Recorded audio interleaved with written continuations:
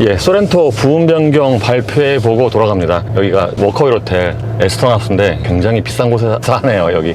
어쨌든 소렌토가 이번에 부분 변경이 됐는데, 그러니까 2020년에 나왔잖아요. 대략 이제 3년 딱 정도 만에 부분 변경이 됐습니다. 이게 안팎의 포인트가, 그러니까 파워트레인은 동일해요. 기존의 디젤, 하이브리드, 그리고 가솔린 세 가지가 있고요. 그러니까 기존과 동일하고, 다른 말로 하면은 산타페에는 없는 디젤이 있습니다. 그래서 산타페에 비하면은 선택의 폭은 하나 더 늘긴 했는데, 지금은 이제 디젤의 수요가 워낙 적어서 아까 얘기 들어보니까 소렌토가 그러니까 현재 지금 사전 계약 기준으로 한 2%밖에 안 된대요. 2%도 안 된다고 그랬나? 물론 이제 정식 계약이 시작이 되면은 좀 더 올라갈 것 같긴 하지만, 예를 들어 한 10%? 제가 보기엔 많아야 한 10% 정도 될 것 같은데, 그럼에도 불구하고 디젤을 내놨다고 합니다. 또 디젤의 강력한 토크를 원하는 사람이 있어서 디젤을 내놨다고 했는데, 어쨌든 뭐 소비자 입장에서는 선택의 폭이 하나 더 늘은 거고요. 산타페와 달리 이제 따로 이렇게 인증을 안 받고 그래서 그냥 추가 비용이 크게 안 드니까 그냥 이번에도 디젤을, 그러니까 소렌토도 아마 디젤이 이번이 마지막이 아닐까 생각이 됩니다.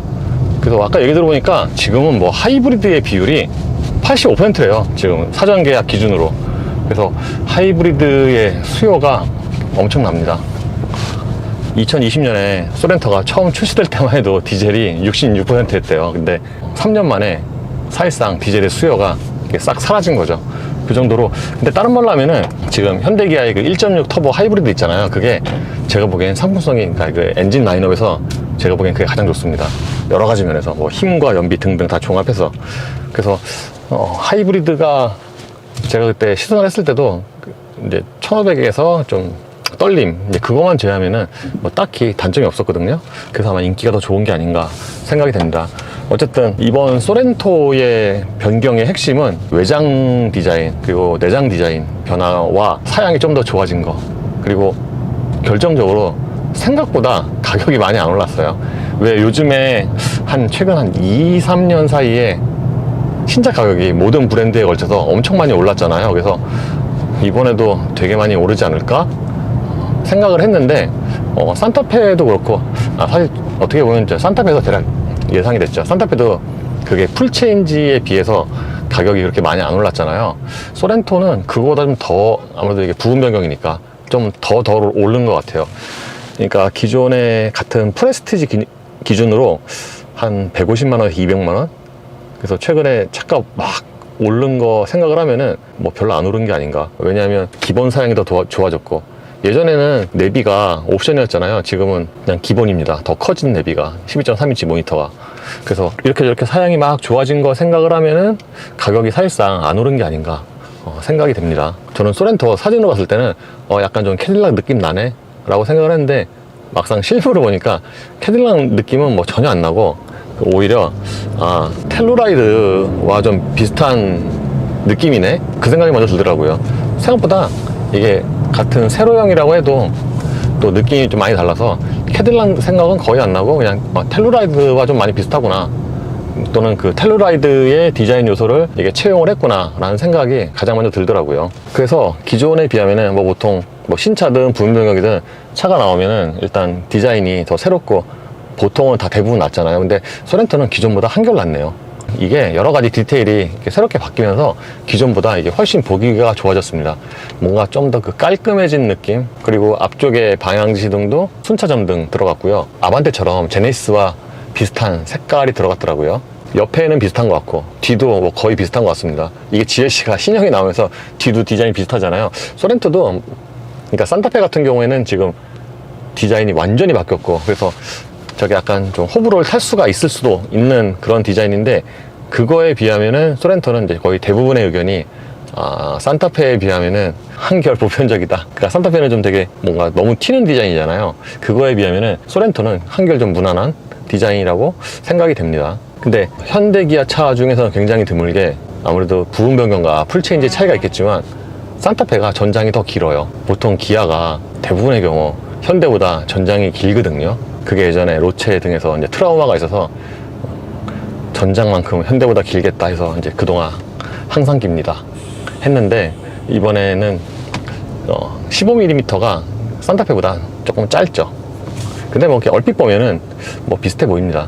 이게 얼핏 보기에 후면 디자인은 큰 틀은 동일한 것 같고요. 그러니까 부분적으로만 좀 바뀌었어요. 엔진 레터링도 이제 없고, 가솔린 같은 경우에는 아예 없고요. 하이브리드는 그냥 HEV가 붙습니다. 그래서 뒤가 뭔가 더, 특히 그게 시그니처가 더 깔끔해 보이더라고요. 아, 그리고 저 이번에 부음명령 되면서 그 트렌디 트림이 사라졌어요. 트렌디가. 산타페는 예전부터 없었다고 그러는데, 소렌토는 이번에 트렌디 트림이, 그러니까 모든 엔진에 걸쳐서 다 사라졌습니다. 그게 기존에 트렌디 트림이 워낙 판매가 낮아서 기존에 트렌디 트림이 한 1%밖에 안 됐대요. 그래서 그냥 이번에 없앴다. 그러니까 이번에 이제 기본이 프레스티지죠. 예전에는 왜 프레스티지 하면은 기아에서 약간 최소 못해도 중간 트림 뭐 이런 느낌이잖아요. 프레스티지 트림이 기아에서. 근데 지금은 그냥 프레스티지가 기본 트림이 돼서 아, 이제 깡통이라고 말하기가 좀, 왜냐면 기본 프레스티지 트림에도 기본으로 들어가는 게 되게 많거든요. 그래서 기본 사양까지 생각을 하면은 이제 가격이 사실상 거의 안 오른 게 아닌가 생각이 됩니다. 다른 말로 하면은 최근 한 2, 3년 사이에 가격이 이제 미친 듯이 올랐잖아요. 모든 브랜드에 걸쳐서. 근데 또 최근에 아반떼부터 산타페, 소렌토, 또 2차까지 해서 아, 이제 그 왜 일정 기간 가격이 되게 많이 오르는 뭐 기간이 있을 거 아니에요? 그게 이제 살짝 끝난 게 아닌가, 살짝 한풀 꺾인 게 아닌가, 뭐 이렇게 생각도 들어요. 그래서 종합적으로 보면은 역시 소렌토가 굉장히 잘 팔릴 것 같고, 원래 소렌토가 기아 국내에서는 사실상 베스트셀러잖아요. 글로벌로 보면은 보통 스포츠인데 국내에서는 소렌토가 가장 잘 팔리니까 이번에도 뭐 가격 등등 상품성 등등 해서 기존만큼 또는 그 이상으로 잘 팔릴 것 같습니다. 아까 얘기를 들어보니까 보통 현대 신차가 나오면은 몇 달 전부터 이제 기아차가 그 판매에 영향을 받는데요. 그러니까 서라마 영향을 받겠죠. 근데 소렌토는 영향을 안 받는데요. 그만큼 소렌토가 그 판매층이 되게 탄탄하다, 그렇게도 해석을 할 수가 있겠네요. 뒤에 디자인도 이제 부분적으로 조금 달라졌는데, 이제 가장 큰 게 그 스포일러에 달린 카메라. 그러니까 카메라가 하나에서 두 개로 들었죠. 이번에 디지털 룸미러가 새롭게 적용이 됐거든요. 그래서 그 스포일러에 빌트인 캠과 왼쪽이 빌트인 캠, 오른쪽이 디지털 룸미러 용 카메라가 이렇게 두 개가 적용이 됐습니다. 그래서 만약에 디지털 룸미러가 없다, 선택을 안 한다, 그러면은 거기에 이제 카메라가 하나만 적용이 되는 거고요. 히든 와이퍼도 적용이, 저는 그 히든 와이퍼가 이번에 바뀌는 줄 알았거든요. 근데 아까 물어보니까 아니, 세상에 길거리에 소렌토가 그렇게 많은데 이게 또 막상 새 차가 나와서 딱 보려면은 또 헷갈려요. 근데 원래 히든이었대요. 원래. 왜 또 그 흔한 소렌토가 안 지나가? 심지어 제가 오늘 아침에 출근길에도 소렌토를 보고서 유심히 봤거든요. 일단 리뷰할 때 참고하려고 보고 한데도 그렇게 헷갈리다니. 어쨌든 그래서 뒤에 와이퍼가 히든 타입이 적용이 되면은 지금처럼 이렇게 뒷유리에 뭐가 없잖아요. 그러다 보니까 뒤가 더 좀 더 깨끗해 보이는 뭐 그런 느낌이 있기도 하고. 그래서 생각해보면 저 히든 타입 와이퍼가 좋은 디자인 같아요. 어차피 와이퍼는 리어가 그렇게 비중이 크지가 않고 위에서 하든 밑에서 하든 저기 어쨌든 그 닦이는 면적이 그렇게 크지가 않잖아요. 그래서 그냥 차라리 디자인적으로 더 깔끔해 보이게 그냥 이렇게 위에 안 보이게 처리를 하는 게 디자인적인 면에서도 좋은 아이디어 같다 라는 생각이 요즘에 들더라고요. 실내 디자인 변화도 딱 외장 디자인만큼인 것 같아요. 어떻게 보면 외장보다 조금 더 바뀐 것 같기도 하고. 그러니까 이게 기본적으로 틀은 거의 같은데 그 모니터랑 그 밑에 샌더 플로어까지 바뀌었어요. 보통 부분 변경하면은 모니터만 또는 그 주변만 바뀌는 경우도 되게 많은데, 소렌토는 모니터와 계기판 그리고 그 아래쪽 샌더 플로어 여기도 바뀌었습니다. 제가 외장에서 텔루라이드 느낌이 난다고 말씀을 드렸잖아요. 근데 센터 플로어 디자인 보니까 이거는 그냥 딱 텔루라이드랑 똑같더라고요. 텔루라이드가 약간 좀 특이하게 센터 플로어가 있으면 양쪽에 이렇게 벽이 좀 높게 올라와 있고 거기에 통풍과 열선 시트가 있는 그런 디자인인데 그거와 동일하게 바뀌었습니다. 그래서 다른 차들에 비하면은 뭔가 그 안쪽으로, 그러니까 무선 충전 패드 같은 게 좀 깊게 들어가고, 결정적으로 모니터가 커졌죠. 기존에는 모니터가 10.25인치, 그러니까 요즘에 보면은 10점대 보면은 되게 작거든요. 그래서 이번에 모니터를 키웠는데, 모니터를 키우기도 했지만 그게 기본으로 들어가거든요. 그러니까 기존 같은 경우에 그런 모니터 내비게이션 선택하면은 그게 한 100만 원 정도 됐다고 하네요. 그래서 그거 생각을 하면은 가격이 별로 안 오르는 거다라고 합니다. 그래서 12.3인치가 기본으로 적용이 됐고요. 그러니까 모니터가 커지기도 했지만 그 안에 있는 이제 그래픽 이런 게 이제 최근에 나온 차 있잖아요. EV9 등과 거의 같습니다. 그 모니터랑 계기판이 약간 좀 비스듬하게 둥글게 약간 좀 성벽처럼 이렇게 약간 굽어 있는데 그거는 산타페랑 똑같아요. 심지어 모니터와 계기판 사이에 EV9처럼 액정 자리가 있는데, 액정이 있는 건 아니고 액정 자리가 있는데 그것도 산타페랑 동일하고, 그러니까 EV9 같은 경우에는 그 자리에 이제 액정이 들어가는데 이런 그 내연기관 산타페 소렌토 같은 경우에는 거기가 이렇게 비어 있는 거죠. 그래서 처음에 딱 타면은 거기가 비어 있으니까 약간 좀 허전하긴 한데, EV9을 생각을 해보면 어차피 거기 이렇게 림에 가려서 잘 보이지도 않는데 뭐 그냥 없어도 상관이 없겠다. 근데 어쨌든 거기가 좀 허전하긴 합니다. 마치 아반떼 그 왼쪽에 있는 것처럼 약간 좀 그 허전하긴 해요. 거기가 이제 검은색이니까. 그래서 보통 최근에 나온 차들이 편의 장비가 다 최신게 들어가잖아요.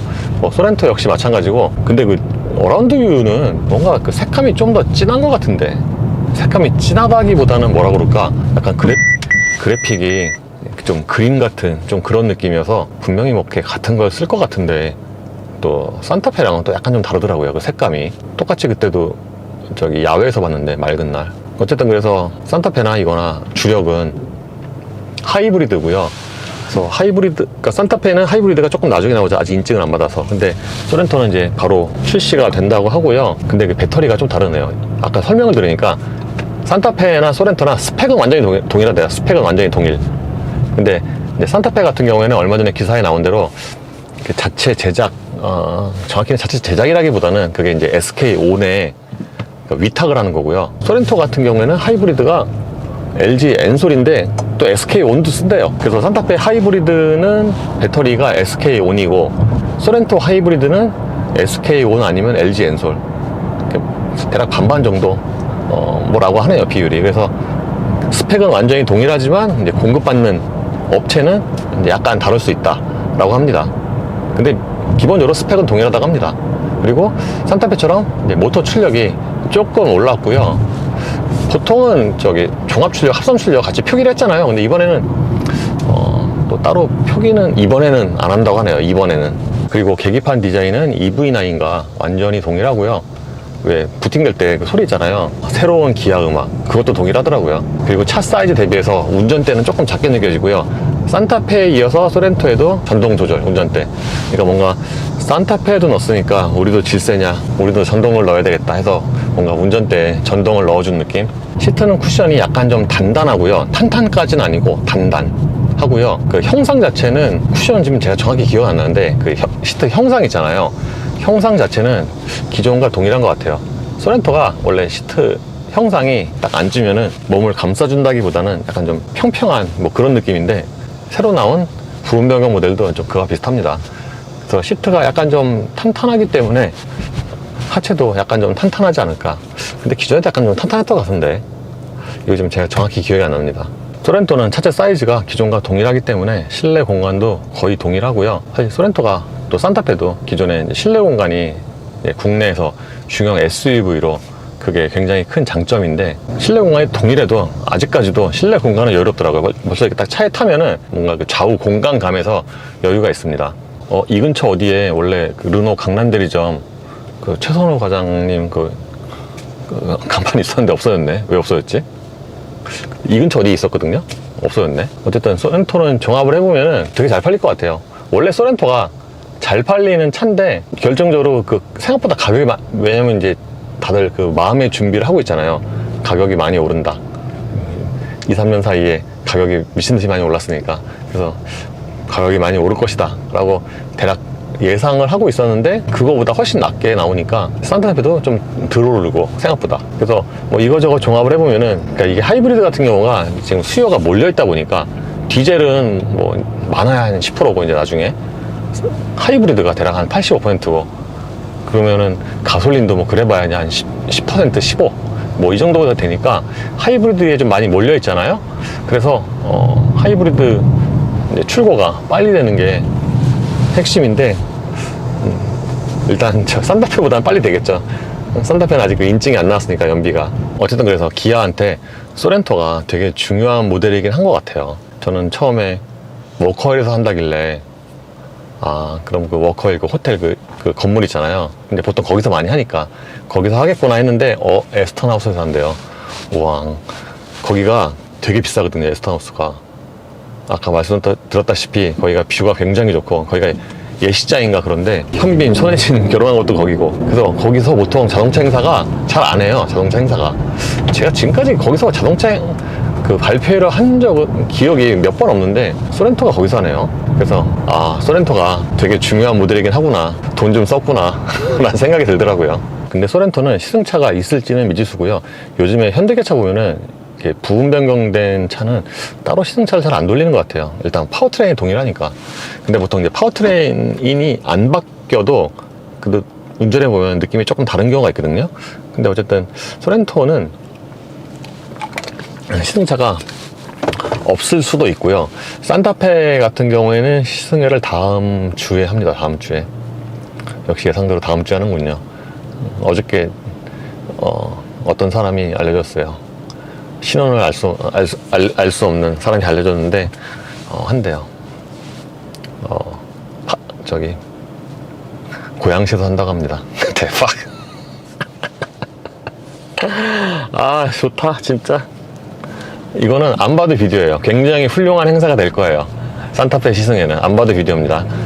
하남시에서 하면은, 용인에서 하면은 안 봐도 비디오로 굉장히 안 좋은 행사가 될 건데, 일단 뭐 고양시에서 한다 그러면 이제 그냥 따놓은 당상이죠. 굉장히 훌륭한 행사가 될 것입니다.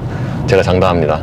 내장재는 기존과 비슷한 느낌인데, 이 필러와 천장에 적용된 거 있잖아요. 그거는 약간 좀 눈속임이 있더라고요. 이게 얼핏 보잖아요. 오, 역시 풀옵션이어서 필러와 천장에 스웨이드 좀 발랐네. 그래서 딱 만져보면은 여기는 그래도 좀 스웨이드 비슷한데 색깔이 같아요. 여기랑 천장이랑. 그래서 여기가 좀 달라요. 여기는 스웨이드가 아니라 스웨이드 룩, 뭐라 그럴까 그걸. 하여튼 스웨이드는 아니고 스웨이드 룩이에요. 그래서 얼핏 보면은 색상이 같거든요. 검은색. 심지어 표면 처리도 스웨이드랑 좀 비슷해서 스웨이드 다 발랐네. 이게 산타페랑 똑같아요. 산타페도 이렇거든요. 근데 만져보면 그러니까 여기도 좀 다르잖아요. 이 GLC도 그러네. GLC도 여기 직물이랑 조금 다릅니다. 같은 색으로 보이는데 여기가 더 거칠하네. 그래서 어쨌든 이쪽에 스웨이드 룩이 적용이 돼서 만지지만 않으면 스웨이드라고 알 수가 있습니다. 그게 장점이죠, 단점이에요. 근데 보통 세로형 디자인 적용이 되면은 차가 이게 실제보다 조금 좁아 보일 수가 있잖아요. 근데 소렌토는 뭐 그렇게 생각보다 그러니까 차체 사이즈가 동일한 경우에 세로형이 적용이 되면은 차가 실제보다 조금 좁아 보일 수 있는데, 소렌토 뭐 그렇진 않더라고요. 어쨌든 오늘 같은 날은 점심을 패스를 해야 됩니다. 왜냐하면 소렌토가 또 오늘은 왜 또 엠바고가 없어. 이거는 진짜 깝깝하네 진짜. 엠바고 좀 걸지. 아니 뭐 다른 건 지금까지 다 엠바고 걸었잖아요. 현대기아 요즘에 수입차도 다 시승회 하면은, 이거 왜 또 엠바고가 없어. 엠바고 없어요 이거. 그래서 막 아까 라이브 하더라고요. 왜 엠바고가 없지. 그래서 이제 보통 엠바고가 없는 경우에는 이제 찍고 나서 이제 부인한테 이제 집에 가서 편집을 하잖아요. 근데 그럴 수가 없습니다. 지금 이 차 주행을 아직 안 찍어서 주행을 찍어야 되고. 여기 뭐야, 여기 공사하나? 여기를 여기를 지금 이만큼 막았네. 아직 이거 주행을 안 찍어서 저 촬영하는 곳까지 일단 가야 되고요. 지금은 어디 가냐면은 소니 서초에 갑니다. 이렇게 소니 서초에 이렇게 여러 가지 정황으로 볼 때 오늘 가는 게 그나마, 아무리 소렌토를 올려야 되지만 오늘 가는 게 그나마 좀 낫더라고요. 캠코더가 고장난 건 아니고요. 살짝 고장이 나긴 했는데 제가 뭐 떨어뜨리거나 그런 건 아니고, 줌아웃 하는 게 이게 작동이 잘 안 돼요. 그러니까 여기 있는 걸로 이렇게 줌아웃을 하는데 이게 지금 헐거워져서 줌아웃이 이게 지금 자연스럽게 안 됩니다. 그래서 찍히긴 찍히는데 잘 안 돼요. 그래서 퀄리티가 떨어집니다.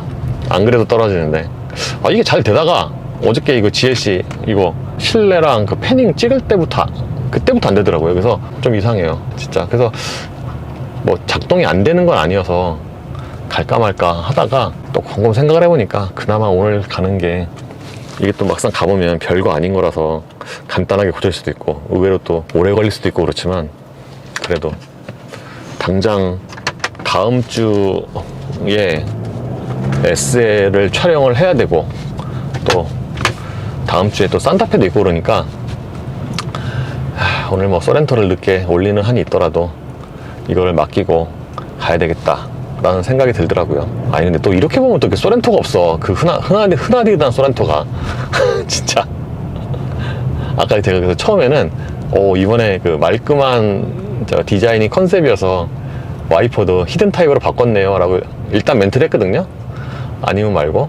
네. 그래서 했는데 나중에 상품 기획자가 확인해 보더니 아니다, 원래부터 히든이었다 라고 하더라고요. 아니 그러면 소렌토는 굉장히 좀 일찍 히든 타입을 적용을 한 거네요. 그러니까 이번에 외장 디자인이 보니까 EV9에서 시작된 스타맵 디자인 컨셉과 거기에 그 살짝 텔루라이드의 디자인을 살짝 그 첨가한 네, 그런 느낌이고, 실내도 그러네. 실내도 여기는 EV9 느낌에다가 센터플로어는 텔루라이드 느낌을 또 살짝 가미한, 진짜 강남에서 운전하는 건 진짜 아수라장이 아닌가. 여기가 지금 선릉역인데 소니 서초까지 4.4km밖에 안 되거든요. 근데 진짜 멀게 느껴져요. 여기서 소니 서초 가려면 세상에 여기 역삼 지나야지, 강남 지나야지. 야. 근데 과연 순정 내비게이션을 보고 따라왔는데 이렇게 시내로 오는 게 맞았었나 라는 좀 의문이 있습니다. 저기 이거 따라왔거든요. 그냥 팔팔 타고 쭉 가다가 반포나 뭐 이쪽 강남이나 이쪽에서 이렇게 빠지는 게 더 빠른 거 아니었나? 왜 아까 삼성동 쪽에서 빠지라고 했을까? 제가 이번에 이렇게 많이 써본 건 아닌데, 이 순정 내비게이션 있잖아요. 순정 내비게이션이 차라리 테슬라가 더 나은 것 같은데, 뭔가 길찾기 능력은. 근데 이게 또 장점이 있어요. 예를 들어서 와이퍼가 닦는 면적이 넓어요. 앞에가 여기 지금 요만큼 넘잖아요. 보통 차는 이거보다 좀 더 많이 남는데 이 차는 상대적으로 조금 뭔가 앞에 닦이는 면적이 좀 넓은 것 같아요. 이 차는 소리 안 나네. 참고로 신형 GLC는 어저께 시승하고 이제 오늘이 이틀째인데, 제가 아까 이 차 포함해서 가격이 좀 많이 다들 안 올랐다 생각보다 라고 했잖아요. 이 차가 진짜 생각보다 많이 안 올랐어요. 신형 GLC의 디젤은 그렇게 가격이 많이 안 오르는 게 아닌가. 사양은 훨씬 좋아졌는데 이 디젤은 가격이 별로 안 오른 게 아닌가. 전 처음에는 국내 신형 GLC가 디젤과 가솔린을 판매한다고 했잖아요. 근데 요즘 디젤이 워낙 안 팔리잖아요. 그래서 야, 진짜 징하다. 신형 GLC도 디젤을 아직까지 파네. 거기에는 있을지언정 국내는 저는 안 팔 줄 알았는데 파네 라고 생각을 했는데, 막상 타보니까 또 가격을 보니까 이게 본사 요청에 의해서 할 수 없이 디젤을 팔긴 팔아야 되는데 지금 안 팔리잖아요, 디젤이. 그렇다 보니까 가격 경쟁력을 내세운 게 아닌가. 왜냐하면 가솔린 좀 올랐습니다. 가솔린은 또 제가 3년 전에 마지막으로 시승을 했는데 GLC 가솔린 300 했는데, 그 차는 3년 만에 한 1600인가 올랐어요. 3년인가 만에. 근데 또 타보면은 생각보다 또 그렇게 나쁘진 않고, 저는 이제 타기 전에, 왜 요즘에는 제가 농담조로 요즘에는 KG 말고 다른 모든 브랜드의 승용 디젤은 타보면 되게 올드하다 라고 얘기를 한 적이 있는데 실제로 그렇거든요. 그래서 신형 GLC도 그렇지 않을까 대략 예상을 했는데, 막상 어저께 타보니까 또 별로 안 그런 거예요. 별로. 전 되게 올드할 줄 알았는데 별로 안 그런, 오히려 얘는 가변 댐핑도 없고 그런데 승차감이 또 되게 좋네. 그러니까 이게 신형 디젤이, 그리고 원래 벤츠 디젤이 가솔린처럼 조용하고 부드럽잖아요. 가솔린은 디젤처럼 시끄러운데, 근데 어저께 같은 경우에는 이게 이제 48V 들어가면서, 다른 차도 그렇긴 한데 이게 특히 시동이 걸릴 때가 굉장히 부드러워졌어요. 왜 보통 디젤차 시동 걸면은 우당탕 하잖아요, 가솔린보다. 근데 얘는 굉장히 부드럽게 걸려서, 이게 아마 48V 때문에 그러겠죠. 처음에는 막 이렇게 에어컨 막 되게 송풍을 많이 한 상태에서는 시동이 걸렸나? 잘 못 느낄 수도 있습니다. 그리고 이게 또 사람이 선입견이 중요한 게, 이게 EQE보다, 바로 전에 샀던 EQ SUV보다 급이 낮잖아요. 가격도 훨씬 싸고, 결정적으로 도어 트림에 있는 스피커 커버를 보면은 생플라스틱. 에휴, 오디오는 뭐 후지겠지 라고 생각을 했는데 또 생각보다 오디오 좋더라고요. EQ만큼은 아닌 것 같은데 거의 그에 준하는 음질이 아닌가. 무선으로 연결 시 오디오도 생각보다 좋더라고요. 역시 선입견이 그러니까 스피커도 이왕이면 좀 예쁘게 하지. 아마 가솔린은 이것도 좋겠죠. 야, 소니 서처 진짜 멀다 세상에. 어쨌든 오늘 같은 날은 점심을 패스를 해야 됩니다. 점심을 먹을 수가 없어요. 이거 맡기고 빨리 촬영하는 곳에 가서 2차 주행을 촬영하고 집에 들어와서 소렌토를 편집을 해야 되기 때문에 이런 날은 이제 점심을 패스를 해야죠. 그래서 아침에 출근하는 길에 진짜 오늘 아침 출근길 진짜 지옥이었어요 진짜.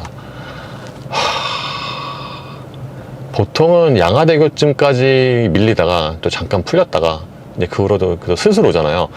야, 오늘은 진짜 영동대교까지 계속 밀리다 똑같이 거의 일정한 페이스로 계속 밀려서 오늘 뭐 1시간 반 걸렸나? 와, 진짜 징하더라. 강변북로.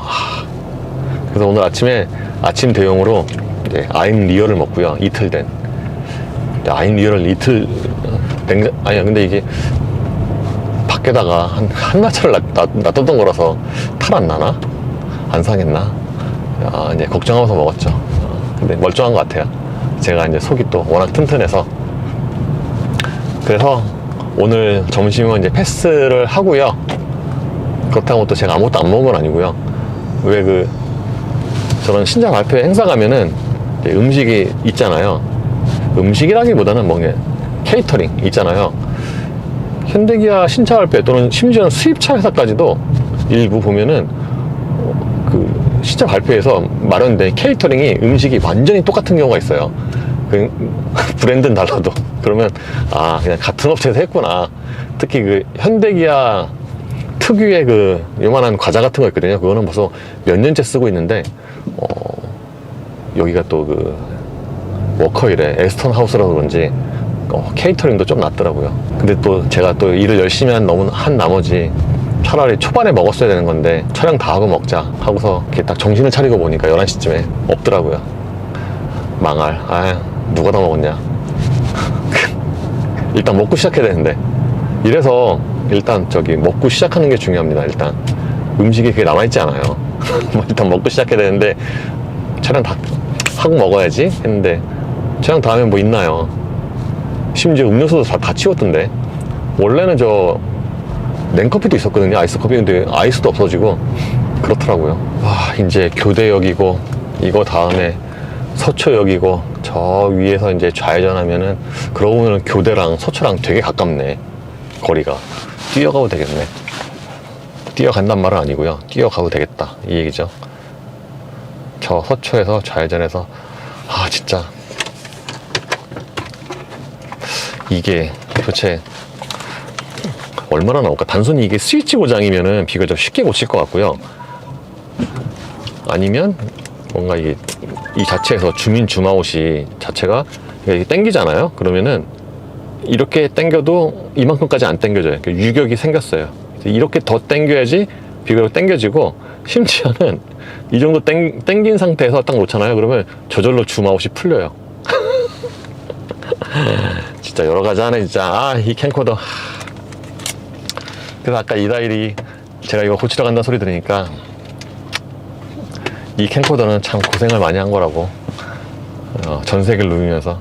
왜냐면 그 2017년에 가을에 제가 폭스바겐 출장을 갔잖아요. 그때 가기 바로 직전에 이 캠코더를 그때 샀는데 2017년에 그때 이다리랑 같이 갔거든요. 그래서 이다리 알죠, 제가 이걸 산 걸.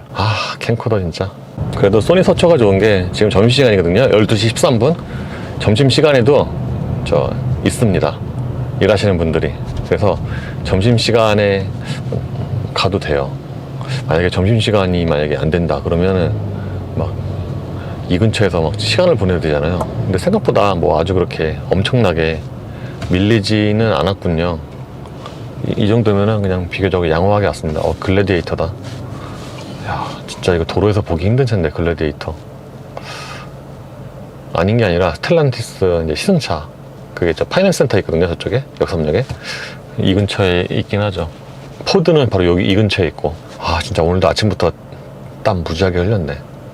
왜냐, 아침에 비교적 사람이 없을 때 일단 실내를 먼저 찍잖아요. 그러면 다른 사람들이 오기 전에 빨리 찍어야 되니까 바쁘잖아요. 근데 밖에서는 그런 거 있잖아요. 은은한 음악이 나오고, 음악 들리면서 별로 안 좋잖아요. 그 문을 닫고 찍는데 이렇게 신작 발표도 전시된 차는 시동이 안 걸려요. 그러니까 에어컨이 안 나온단 말이죠. 시동이 안 걸려요. 그래서 그냥 참고 하는데 약간 좀 한 10분 정도 지나면 진짜 사우나 온 것 같죠. 오늘같이 본선에 차가 밀릴 때는 뒷길로 가죠. 뒷길로. 역시 뒷길로 온 거는 탁월한 선택이었습니다. 좋았어.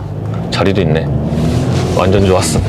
근데 오늘 점심을 사실상 안 먹다 보니까 난생 처음 드라이브 스루 생각이 나네요. 참고로 제가 어저께 발견했는데 이게 회전이 되더라고요. 앞뒤 모드. 예, 맡기고 왔습니다. 이게 또 문 닫히는 소리도 되게 좋아요. 문이 닫히는 소리가 좋기도 한데 되게 잘 닫힙니다. 아니, 문이 잘 안 닫히는 차도 있냐라고 하시지만 EQ SUV가 그게 문이 잘 안 닫혀요. 아니, 닫히긴 잘 닫히는데 좀 세게 닫아야 돼요. 그러니까 보통 이렇게 일반적인 힘으로 이렇게 닫잖아요. 보통 차 닫듯이 그러면은 문이 좀 덜 닫혀서 막 파킹 브레이크 막 잠기고 막 그러거든요. 그래서 약간 귀찮았어요. 근데 이 차는 잠기기도 잘 잠기는데 뜨거워 진짜. 이 차가 좀 덥습니다.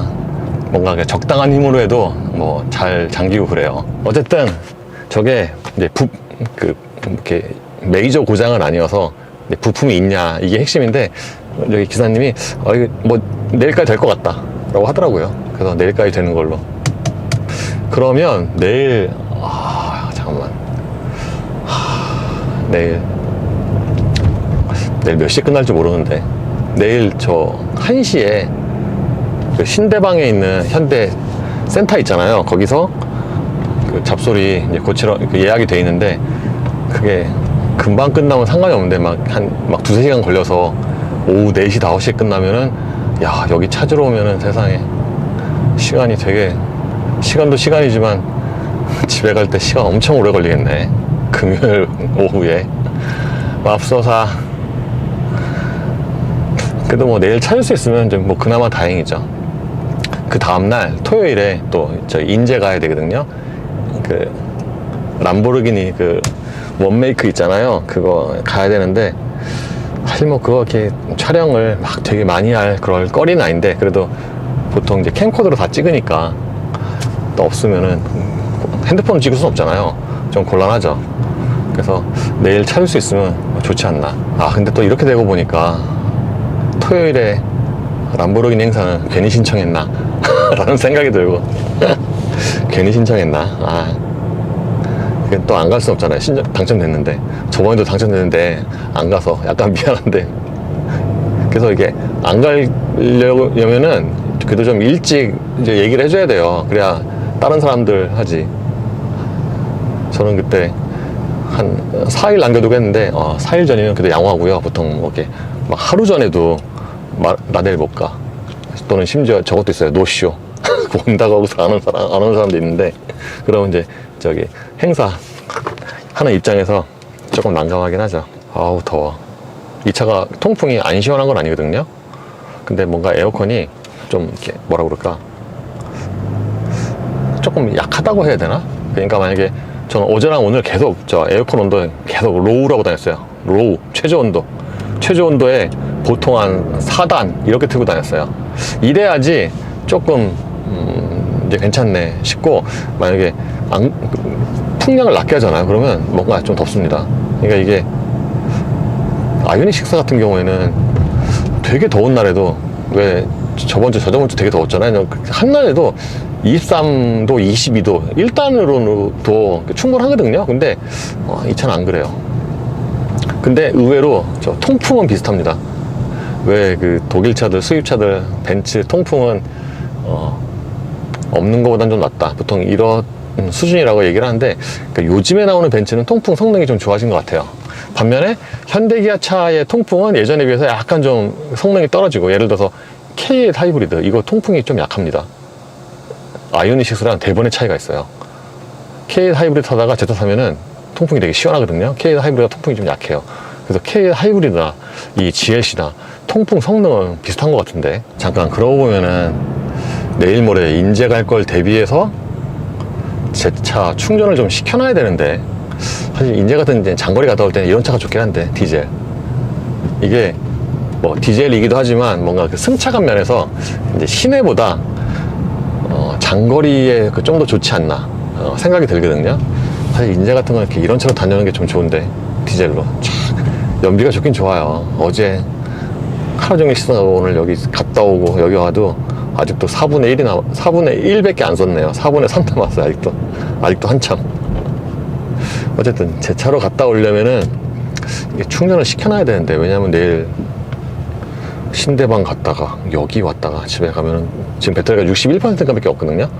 배터리가 한 50% 빠질 거고, 50이면은 그래도 이제 가는구나.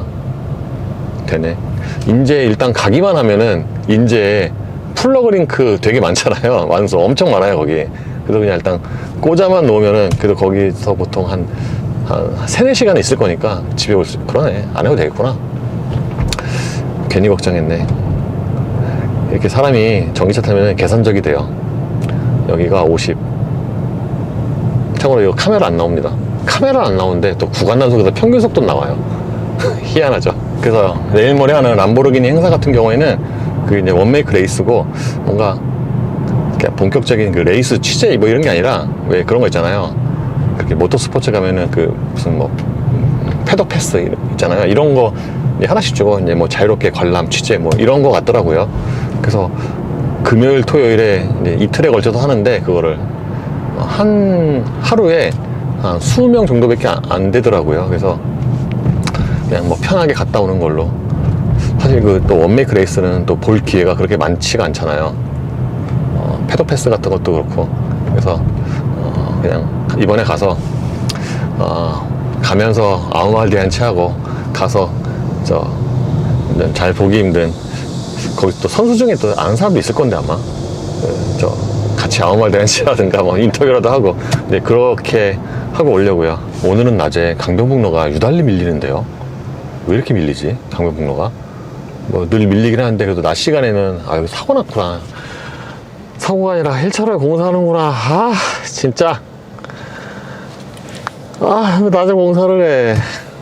이거 무슨 마치 그 퇴근 시간대처럼 밀렸거든요. 아까 반포대교부터 여기 마포대교까지. 어쩐지. 안전펜스 설치 작업 중. 세상에. 어쨌든 올해는 신차가 진짜 많습니다. 레이 EV는 이제 그게 곧 나올 것처럼 보여요. 그거 9월 둘째 주인가?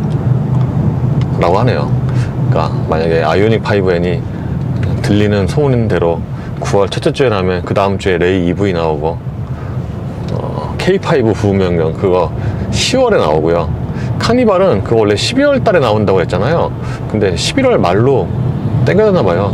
11월 말에 나온다고 합니다.